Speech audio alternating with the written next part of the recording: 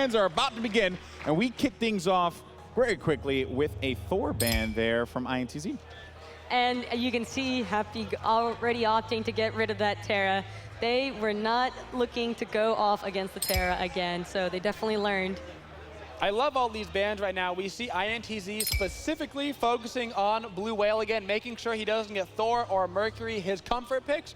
And we see Team Hapi adapting. I love to see this. They're not going to let the Terra go through. They said, hey, it didn't work for us. We're not, everybody else is banning it. We're going to adapt to the meta. Let's get rid of the Terra and the Janus. I love the adaptation already.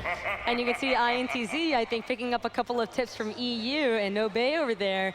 Opting for that Zeus in the mid lane, I really like this because they've probably been noticing how Obey, and Pretty Prime specifically, was able to utilize the Zeus as far as early objective secure is concerned.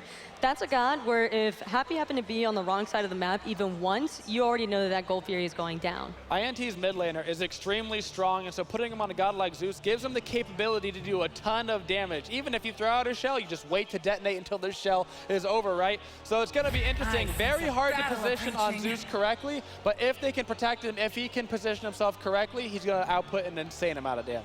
And Hapi opting to go into that Bellona, which I really like seeing him go for the Bellona pick, because while she's a bit of a safer solo laner, like you mentioned, you were hoping to just see him go for the more defensive kind of meta picks. I think the Bellona will be really important because she does have the team presence with her ultimate, and at the same time, she can also apply that solo lane pressure and aggression with the bots, which I think will be super important as far as these early game team fights are concerned. We also see how much they've been favoring the Bellona. Last time they actually banned it out. They didn't want to deal with it. So they have a lot of influence on this Bellona. They think it's very strong. But because of this, they have let through the Jingwei again, which has been very successful this tournament. Little PTSD here. I don't know. A little worried now for Hapi. Why are you going to do that? It's okay. No questions. Moving forward. I think that, if anything, probably the worst part about it is the fact that it's Jingwei, Sylvanas, Zeus. So when it comes to that initial early game clearing, INTZ are most definitely, I think, going to get the lane pressure from the bat because of the fact that that lane clear is insanely fast. They're going to go ahead and take all their buffs probably before either mid wave or duo lane wave even spawn and come into lane. They'll be there already clearing out the minions, which I think could be a little bit devastating for Hapi to try and deal with. It's going to be very difficult for them to get through that, but we see a couple more bans coming out. We have the Odin ban from INTZ opting to not play it like Obey has been with their Zeus, but instead taking it away. Honestly, it's a good ban. Zeus can get trapped inside the Odin ult as much as he wants to utilize it, and Sylvanas can't heal inside it, and so he'd be trapped as well.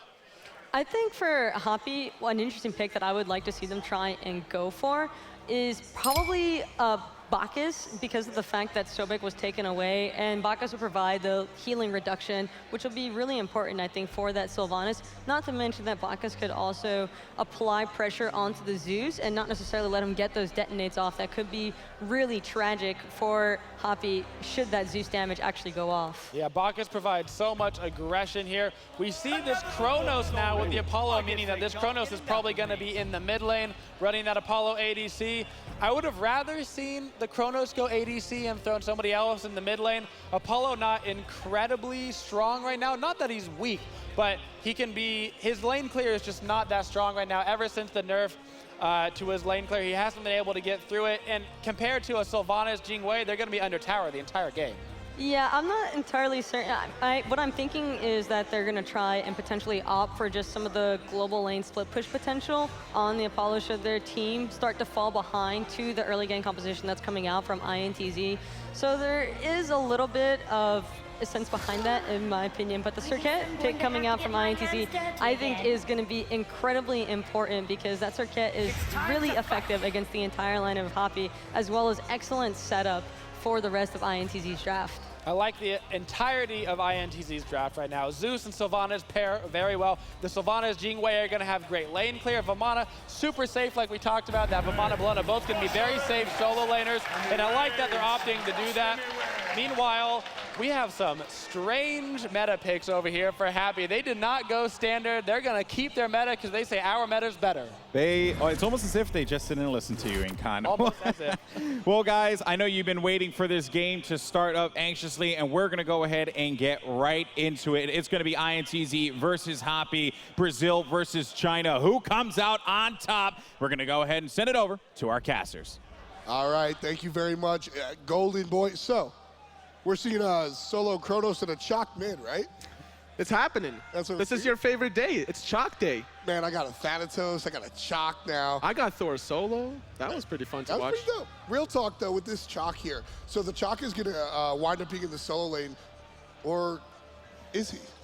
I mean, it is Bologna and Chalk, right? Between those two, you don't necessarily know because Hunbat's more than likely will be going in the jungle. There are some matchups way back in Season 2 where Hunbat's actually favored in that solo lane, but in this typical meta, you want to have Hunbat's roaming the jungle consistently. Yeah, I'm not sure really about this draft. This is definitely an interesting one. Hopefully they can kind of pull it off. All right, so we finally get to see where everybody's going. We've got a Chalk support. It makes a little bit of sense because now you have a lot of pushing power, obviously. You drop that axe, you get the torrent, and now you got a level 1 invade. And Santorsky is going to be in trouble. Sakamoto already down to 25% HP. Beautiful knock-up, but the jump over the wall not good enough. Shot still looking. Down he goes! Santorsky starts it off. And that's the beauty of Chalk right there. He gets off so much damage with his axe, and he's just a meat tank. Look how much life is remaining there, just being able to absorb so many cooldowns, allowing his team to get that first blood. Yeah, I mean, the way that Hapi really caused that invade, it's interesting. When you see these invades, that wasn't really an invade, so to speak. You can see the counter still ticking down. That was just a 5-man group up looking more for the vision. Yeah, they just 5-man groups and they just went ham. They just went in there and got that kill, and the Chak pick paying off in dividends, giving a first blood. And more importantly, it was the sprint that was picked up by the Chalk to allow them to get the positional advantage, to be able to really collapse on that target. And now as a result, this support Chalk, it can potentially start building into the damage type if he wants to. So when we talk about the support Chalk, you can see actually an invade coming out from INTZ, curiously enough. They're the ones that just lost the team fight. Especially with Santorsky now still here. They got time. The Hog does come in, and the speed buff does get picked up. And now more 3v3 little skirmishes going on. Early game battles is the name of the game. Man able to dash away, but Sakamoto one more time. He's slowed, he's hit, he's still alive for the moment, and a beautiful body block coming out from the rest of INTZ allows the Sylvanas to slowly walk away. I thought Blue Whale for a moment was going to be in a little bit of trouble since he jumped in there, but a great root coming out of Sylvanas, preventing a second death now for INTZ. Really kind of risky to go for an invade after you just got first blood, but it did kind of work out because now Vamana took away the speed. So Hapi are going to come here and 4-man split these little fire gremlins. And talk to me, is that actually efficient? No, this is really inefficient, and you can see it in their levels. They're very low level right now. Normally at 1 minute, we're seeing a lot of level 3s and people coming up to level 4 and looking for that level 5 in the next minute or two. But you can see everyone's very behind in XP, a very chaotic and just dispersed start. I think it's both efficient and inefficient because you don't get as much gold as you really want or experience, but at the same time, you're also making sure that the enemy team doesn't get those gremlins. So at one point, you're taking that option away from them. And if they were to ever contest you, now you have the number advantage. So it's not efficient, but at the same time, you're playing more defense than you are offense in that play. That's really what I was reaching for. And here, INTZ still staying aggressive, looking for the invade on that blue buff, and Fighting Jay's able to take it away, so Kills doesn't actually pick it up. Now finally, INTZ opt for their own jungle. It's really interesting to see how the meta has evolved in this world compared to Super Regionals and previously, because both supports haven't been in the dual lane since the beginning of the game. We've just seen Apollo versus Jingwei, while the rest of the map has action. Non wrapping around the backside. Madness is strong. One more hit. See you later. There's the answer back. INTZ on the scoreboard. Very important return kill for INTZ. This allows this Vamana to get a little bit of a breathing space and room against the Bologna. Bologna wants to fight early on, whereas Vamana wants to get to that mid to late game. Yeah, it was a really nice rotation. Just heads-up play. Saw the poke coming out as we see a skirmish in mid lane here. Love the jump from Non over the damage from the enemy jungler. Perfectly executed. Put himself in a precarious situation, but realized he still had the rest of the kit to provide himself safety. Love that play. And this matchup right here, talk to me a little bit about the Hunter matchup, Sunshots, between the Jingwei and the Apollo. Yeah, Jingwei is going to have the better time here with the passive, going to be able to farm a lot more efficiently, get those high levels, and Apollo's going to really struggle in those 1v1 scenarios. Same play right there. Hapi split the Gremlins by 4 players again. Not exactly the most efficient, but hey, INTZ aren't getting any of it. That's really what they're looking for. More about denial than taking it themselves. They saw they were outnumbered. They decided not to take the risk and overextend in that position. And also, it cost them a little bit of farming efficiency by looking at Hapi getting those Gremlins. Now they're just wasting time traveling between one spot and another. And at the same time, I mean, we're looking at a completely even game. So Hapi are trying to deny INTZ every single opportunity because the composition that INTZ have right here is all about the late game. And now INTZ, they're grouping up to go for another speed buff invade. Vamana was here in position to try to use his Wrath, but he didn't want to miss that important solo lane wave. So now, with him making this rotation, it will be easier of a time. I love the flex pay. Fighting Jay is in trouble, jumps away. There he is. Nod gets the kill over the wall. Still not done yet. Here comes Chuck, drops the elbow. Juan's able to do the full rewind, but Chuck gets the kill on Marcel. Beautiful rewind and the dunk down now by Maker, coming all the way from the dual lane, making an impact. He finds one onto Sakamoto. He's trying to find the second one, but is he going to find it? Oh, he absolutely will. This is a long run. He absolutely will not. He tried, but he doesn't want to overextend with the dash under the tier 1 tower. He found the kill, but you can't give up too much farming and experience because look at what Jingwei was doing. She was invading the back Harpies on left side, and now he's taken away the Apollo spores. This is just absolutely great play by Pipe. If you watch him in this whole skirmish, he comes through to the mid wave, takes the back Harpies, takes the pigs. He's getting such a massive XP lead, and this is what Jingwei is amazing at, and he'll just be so far ahead of Apollo. And now we see the 1 level advantage between these 2 Hunter players.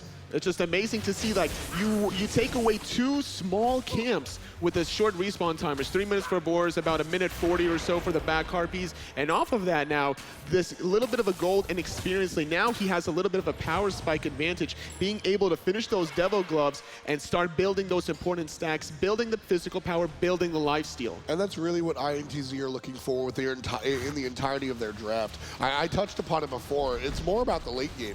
You can see, obviously, the Zeus, and when it comes to the jungle, but that Jingwei is also going to be forced to be reckoned with in the late game.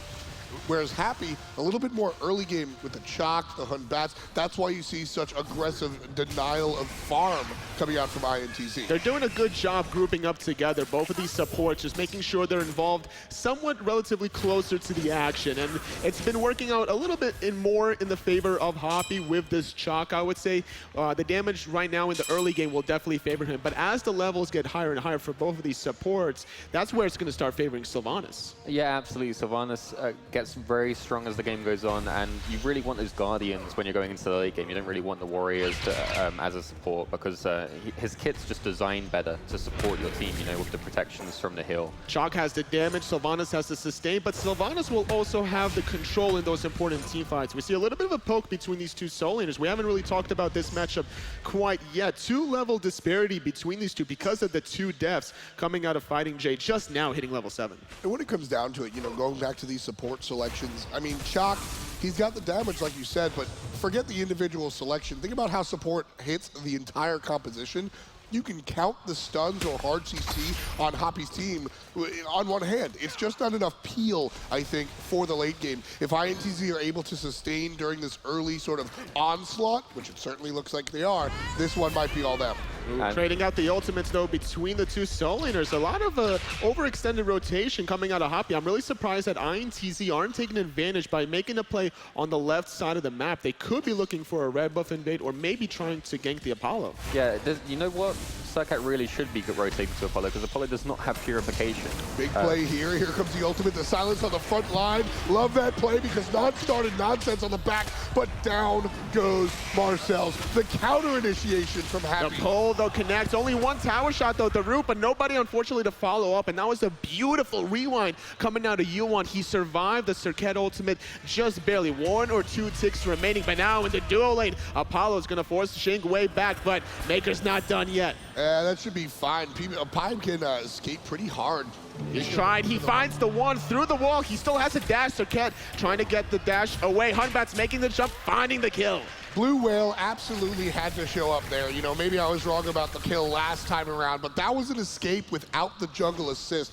Had to come around, and this is really important. You know what this is, Tully? This is the stuff after the stuff. Absolutely. You have to be able to pick up the objective, and it's all about the speed of which they do so. Hapi immediately collapse. That's how you can tell that this is an experienced team. They don't dilly-dally. They don't look for another kill. They don't talk about what they get. They go directly for the Gold Fury. They don't even pass go. And they're now collecting $200. And now off of this Gold Fury, 8 minutes in, they have a 2,000 goal lead, over 2,500 experience. They're really starting to slowly build an edge now, and this is where things are going to start getting a little bit dicey if you're INTZ. You're start going to be falling behind item-wise. Well, so INTZ, this composition is almost meant to do that. Like I kept highlighting, so many late-game characters. Your team really likes to pick gods like Freya and stuff like that. So when you're sitting in this situation where you're down against a team that has a lot of early-game pressure, how much gold do you expect to really be behind? I think they're in a good position right now, INTZ, if they can just keep it at around 2 to 3K in, going into the late game with their comp. If they let it slip a little bit more, it's going to be a real struggle, because then we'll start looking at the Fire Giant setups and the additional Gold Furies and stuff like that. It's all about that threshold. Once you reach like 4,000 gold, then you're looking, you got to translate that into items. So you're looking at 1 to 2/3 of an item. That's where things become dicey. Yeah, we see Kronos already stacking the Doom Orb as we see a skirmish in the solo lane here. A couple of kills being stacked up right quick. That's support. That's a carry. That's another kill for Santorsky. And this Vamana is going to be good enough to escape. Maker shows up. They're not going to look for the kill, but the Hunter's all the way on the right side of the map. How do you feel about that ult? Yeah, I'd like to see them pressure that tower down. I think they can really go hard on this tier 1. If they're an experienced team, I definitely look at the tier 2 and maybe just see how they react. Are they going to rotate? And I do see a rotation coming out, so probably tier 1 is good enough. Definitely a great job of using the 4v1 scenario. They found the kill. They managed to push out the Vamana, force him out with the ultimate. Now being rewarded at least with the Apollo ultimate for that tier 1 tower, getting 500 gold for the team. But look at that rotation out of Kronos. I really want to tip my hat to Yuan right there. You see the ultimate out of Apollo. That's almost a mistake because of how that Jingwei is going to react. Yuan realizes that Jingwei can take that tower a lot quicker than Marcel's Zeus, rotates to the left-hand side to prevent that and make that stop. That's a perfect rotation. And not only that, he also managed to squeeze in a mid-wave before going into the dual lane. So Yuan doing a great job maximizing the farm. And the later he gets up there, he's also trying to stack up that important Doom Orb, getting more magical power. But now being ganked out Shock with a counter ultimate of his own. Yeah, Santorsky did not want to get hit by that. Sakamoto combines his dot with the Surcat, gets the kill. Yuan gets one of his own in the mid lane. Still not done. 2 for Yuan. The pull, though, the ultimate comes off, and yet again, that's 3 rewinds that are successful fighting. Jay, though, is in a little bit of trouble, trying to run away, gets knocked out. The Jingwei ultimate, finding it, but now not done yet. Pibe trying to find Hunbats, and that's going to be a double kill. And 2 double kills on both sides of the map. Good. Oh, not so good. I thought the Mez caught the dash. That would have been quite a sight to see, but so far, it's been a pretty good team fight right now for the most part for Hapi. Once they found a few kills of their own, but they haven't been able to shut down Yuan. And INTZ, very importantly, you mentioned Yuan's play. Very importantly, INTZ has been able to answer back every time Hapi makes a play, because they might not be able to stop them completely, but it's all about keeping in that threshold. Sometimes, what's the lead right now for Hapi? They've got a little bit of a lead. The one thing I've been disappointed in is just that INTZ didn't punish Apollo without purification. He's got a shell. They should have had the circle over there ganking him. He didn't even have any wards up. So it's a bit of a disappointment for the INTZ, and now he's going to be getting that extra relic online, and I'm assuming he'll go for purification. So talk to me about this shell now on Apollo, because it's not every day you see this on a Hunter. Is this just to be able to outbox Jingwei in the 1v1, or is this to like make sure that the shell is not required for the chalk support? I guess that's it. I think you know, if you have the shell on Apollo, if you pop it before you ult, if you use your Mez for the extra protections, you're pretty tanky. It's going to be hard to take you down before you get the ult off. But it's definitely something we don't typically see in the kind of EU NA meta. Different little style here. A dozen minutes on the clock. It's 8-5 as Hapi have a lead, 32K to 30, although we've kind of discussed it. INTZ comfortable with this lead. They know that when the game gets a little bit later, they're certainly available. Blue Whale gonna get taunted, but not that big of a deal. I think I heard the sound animation of the ultimate go off also, so being able to disrupt that before that went off, and this is a good timing because if we saw Hapi get off that initiation, find some kills, they would have been in a position to start up the goal here as it's about to respawn in 5 seconds. Yeah, you can see Sakamoto making his shift over there to the left side. Gonna join back up in the mid lane though, however, so not too big of a deal. You can see that 3v3, INTZ really want to leverage that support mid jungle combination, whereas Hapi are just willing to kind of push everybody away. And this is the point in time where the hunters and mages are going to start getting online. Level 15 for both of the hunters. We see though disparity. We haven't talked about this 4-level difference though between Yuan and Marcel's. And it's very interesting because Yuan has been traveling the map more so than almost anybody else. Keep looking at your map. He's on the right side. He's allowing the Bologna to come here and join the squad on the left side, or rather the middle lane, and that's going to be why you see Yuan there. He's the one. Yuan seems to be the guy that is just sort of picking up everybody's slack. Yeah, he's all over the place, farming everything, but it's putting some of his other teammates behind, perhaps. We do see the Bologna level 11, I believe, and Vermana level 14, so there's a 3-level lead there. It's definitely an interesting dynamic where you have all these different lanes behind and ahead, and it makes for an interesting team fight. Yeah, where one door closes, another one opens, so interesting to see how Kills will be able to take advantage of that. But now Yuan, look how much damage he's doing! One more shot, he uses the purification, he finds the kill, easy peasy. I was just going to bring that up. When you're playing the Chronos, the impact you have in a team fight at level 9 is not as much as, say, the Bologna or some of the other characters. So you know what? You shift over here, you be in the potential team fight, and I'll go farm your lane. Now, all of a sudden, I'm level 15, I can spank you, and there it is. And now, with this one-player advantage, we see Hapi trying to bait out around the gold here. Gonna get knocked up as Blue Whale jumps into that Jing Wei, but now Kliz out of position, unfortunately. Gonna force to dash away right behind the Gold Fury. Good pull onto the Bologna, but that's a Bologna. Pretty tanky there. Here comes Yuan, that's a different story. Looking towards the support. Sakamoto getting melted. Maker from the sky, and Bologna from the right. Fighting Jay takes him down. That's 10 for Hapi. They're still doing a great job finding the picks, but they gotta make sure that they don't give back anything in return. A nice ultimate coming out of Blue Whale. They're trying to find the Vermana, but the ultimate yet again being used on Yuan, but yet again, the rewind gets him out of danger. The Chronos play is out of control. 3-0-3 for the mid laner, although let's call him more of a floating Chronos, if you will. He's played everyone else's position, and that's allowed him to jettison to the top of the net worth chart and also the player damage. Hapi doing a great job finding their second Gold Fury of the game, extending their goal lead to 3,500, slightly over 4K in the experience chart, 15.5 minutes in. This is, like we mentioned before, they're slowly climbing their way up and about, and like we mentioned before, this is do or die for both these teams. Exactly, and whoever loses here loses for real. They're gonna go, well, they'll hang out, but they'll go home as not as happy as they might have been. Sometimes you said before, 2,000 gold, INTZ, all right, we got the Zeus later, no big deal. How about 3,000 gold? You know what? I'm not even worried about the gold right now. If I'm INTZ, I'm just terrified. This Chronos is out of control. How are they going to kill him? He's just literally 3-0-3, level 17. He's dominating the field. There's more levels on Chronos than there are minutes on the clock. That's an issue. Especially if you're in the mid lane. Normally that's a solo lane role job to be able to out-level the clock, right? Because if you have a lead in the solo lane, you're able to, proxy the wave, steal the back harpies, maybe invade a blue buff, but that's pretty uncommon to see out of a mid lane. Well, that's the strategy that we've seen. Like I said, they've shifted some of the characters over for the potential team fights and let Yuan get the farm because they realize the Chronos is the hard carry for this squad.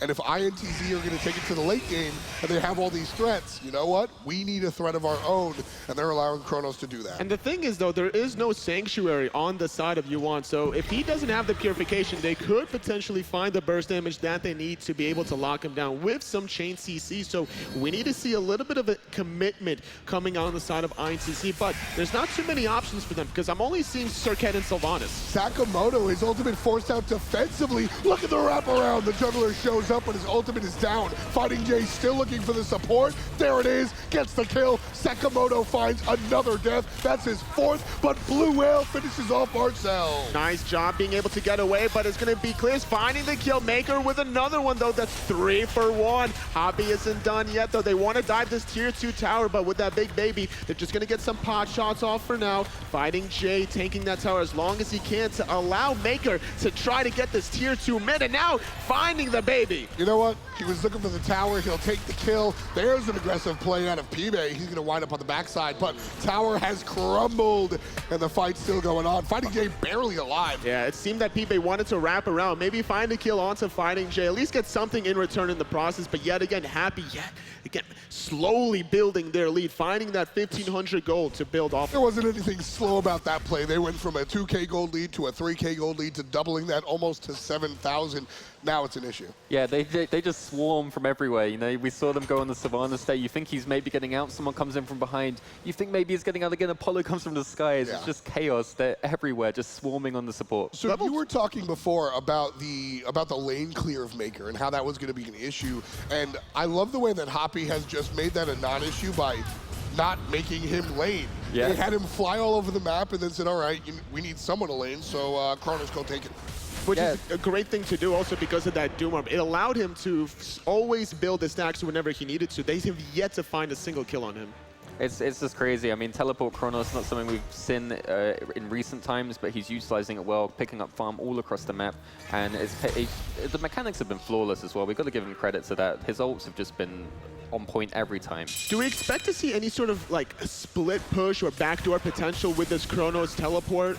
I think it's more of just a kind of reset button. You know, he's going to go ham, he's going to get involved, try and get some kills, use the rewind, try and get some more kills, get out maybe, and then come back in. I want to see it. I want to see the 2-on-1. Yuan's going to wrap around, looking towards the blue buff on the right side of the map. He's going to walk away. Left side, however, Maker looking for the kill. Fear no evil, chases away the Hunter, and this should be an easy tier 1 tower. Hapi, right before the 20-minute mark, crumbling yet another structure. INTZ are looking in a bad spot.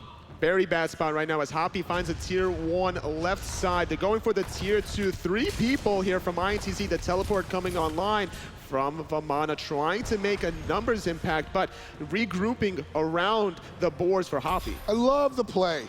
Hapi splits in 2 different directions. It's a 4-on-4, but you have to choose. Hey, Toli, there's the answer. There we go, trying to find the Phoenix. The rewind, though, gonna find it yet again. Incredible. 4th rewind successful, but he's not done yet. He's trying to tank the Phoenix, but I think he bit off a little bit more than he could chew, and now he finally goes down. I don't care. It's about the tier 2 that just crumbled on the left-hand side, the 4-on-3, the power play that Hapi has forced. So right there, Yuan has been the hard carry. And I always talk about conditioning your opponent. Right here we see Kronos condition INTZ to say, look, I'm the guy. I'm going to be the guy taking these over-aggressive plays. INTZ says, okay, we'll punish you, and then they lose literally every tower they have. But now, it's going to be important to see if Hapi can utilize that gold that they got from the tier 2, because there's a 100-second window or so for the purification beats of Yuan to come back online. But look at this play from Maker, dashing in, finding a mez on 2 as the rest of his team is going to follow up. There's the big baby coming around from the backside, jumping and slowing Sakamoto, but the target is elsewhere. Pibe is going to get stunned.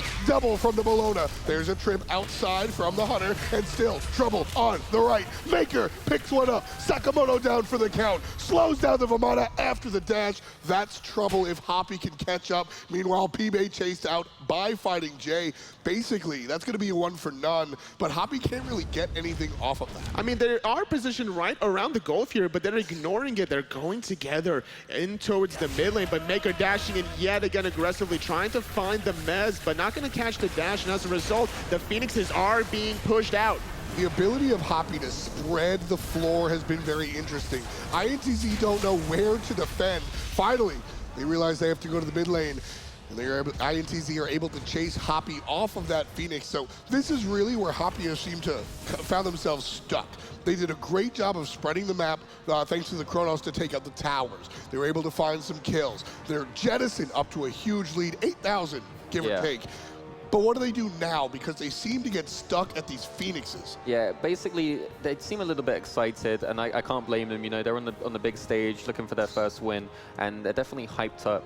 They just need to get a little bit of composure and look towards that big objective. Get that fire drain, so you have that extra sustain and that extra damage to the towers, and then they can push down these Phoenixes. Or even the Gold Fury, just to get a 10,000 gold lead at this point. Get your Apollo and get more damage on that side just to be able to get those Phoenixes down a little bit quicker. Yuan already has the burst damage, just now finishing off his wing blade, so he's going to be even faster, now being a little bit more tanky. It's surprising to see that a Kronos only has one death at this point, despite not having a Warlock Sash and building a wing blade so late in the game. And keep in mind, I'm pretty sure that death was choreographed. I think he was okay dying there, sort of giving his life up before the tier 1 and the tier 2, so even only one death, and that was sort of intentional, if you will.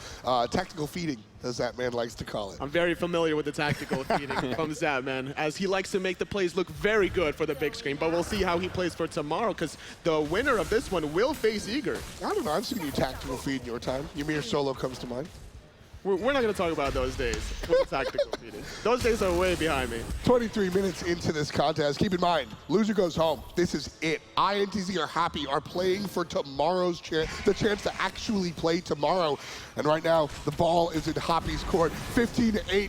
Right now, they have a 8,000, 9,000 gold lead. They want to stretch it even further, starting the Gold Fury, but really looking for the team fight. And now Pipe, though, he tried to leash the Gold Fury a little bit longer. The sprint being popped up. We see Chalk Ultimate being utilized. And now Klee's very low, forced to retreat on the right-hand side. Nobody from Hapi, though, really wants to chase that down. They know that his teleport was used. They don't have to worry about him for the rest of this team fight. Vamana right there looked like he didn't do anything. What was the thought process behind the solo lane? I'm not really sure, to be honest. I think it's just a nice safe pick, and it does offer a lot of pressure. Oh, I'm not even talking about the pick. I mean that fight. He didn't just walk in. Well, he can't deal with the Kronos damage right now. There's nothing. Gold Fury goes down. Fear the Weevil on the south side. Watch Yuan. He's on the top, waiting to find a target. Maker's half HP, so is Sakamoto. He's the target for the monkey. Fighting Jay stuck very low, but Sakamoto's safe on the top. There, look at that. Ooh, the blink, though, getting away from Kliz, but Maker now going to go into the sky. We'll see if he decides to land back in aggressively. Going to land on top of Marcel, surrounded by 3. He's going to be finally the first victim of this team fight. Hapi, though, getting their 3rd Gold Fury of the game, still building off of this lead. And this is the point in time that respawns are getting longer. So if you get 1 or 2 picks here, that's going to be a fire giant. Marcel's has just been slapped in the face this entire game. And if you've been a follower of the international scene, he's one of the hard carries for this squad. I think back to DreamHack SMITE Masters, he gets a triple kill off of the almost a pentakill off of some help from his hunter playing Scylla. On the Zeus, you expect that same level of carry, but he's just not able to pull it off. Has this been Hapi specifically targeting the Zeus, or is he just in a bad spot? Yeah, they've just been shutting him down. Like, they just dive all over him. It's mainly the Apollo pick as well. He's really struggling from the sky to deal with him, and it's just been a really nice performance by the Apollo all around. Jingwei falls down, easy peasy, 2-on-1. That's going to be number 17 for Hapi. Going to meet up with some teammates, looking around. Whereas right side, finally going to get their own buff. Nan actually on this Circuit, 2-4-4. 25 minutes in, level 17. This is when I want my Circuit to actually start doing things. You can see, take a look at the build in the jungle, and there is still not any crit. When it comes down to Circuit, she kind of does a little bit of crowd control, and then the Deathbringer comes online, and you get scared. Where's the Deathbringer? I don't know. I just don't think he really had a chance because of the slow start to really itemize that. I don't mind his decision just to go for those pen items, those power items, just to try and get that little bit of extra cheap burst. But I do agree, a Deathbringer would be beautiful. Love this play. Yuan's going to go for the Phoenix while the rest of the squad goes for the Fire Giant. Yuan gets the rewind. Fire Giant goes down, looking for trouble. There's Fear No Evil, and there's the kill. No Vamana left. Fire Giant is gone. Yuan, PS, the Phoenix is gone. Maker showing up in the mid lane right on top. And now he's going to stop the dash, forcing the ultimate out of P-Bay. Great rotation from Maker. Yuan got the left side Phoenix. The rest of Hapi, though, in the mid, trying to find their second Phoenix, though. Sylvan is positioning himself for an ultimate. Finally finding 2, though, but diving the backline. Blue Whale not wanting to commit, instead securing the more important objective. So much damage, though, yet again coming out of Yuan, utilizing that teleport to be able to get back into this team fight. It's the man with 3 lives. He takes the Phoenix with his first life, rewind. He takes the middle Phoenix with his second life, thanks to the teleport, and on the 3rd life, looking for the right Phoenix. Hapi are ahead, 10 kills, and that's gonna make it 11. They're pushing into the throne room. down goes Marcel's. That's 2 for Maker, and down goes the Titan. Hapi taking down INTZ in the next couple of minutes. Great job from Hapi, though, being able to overcome INTZ yet again.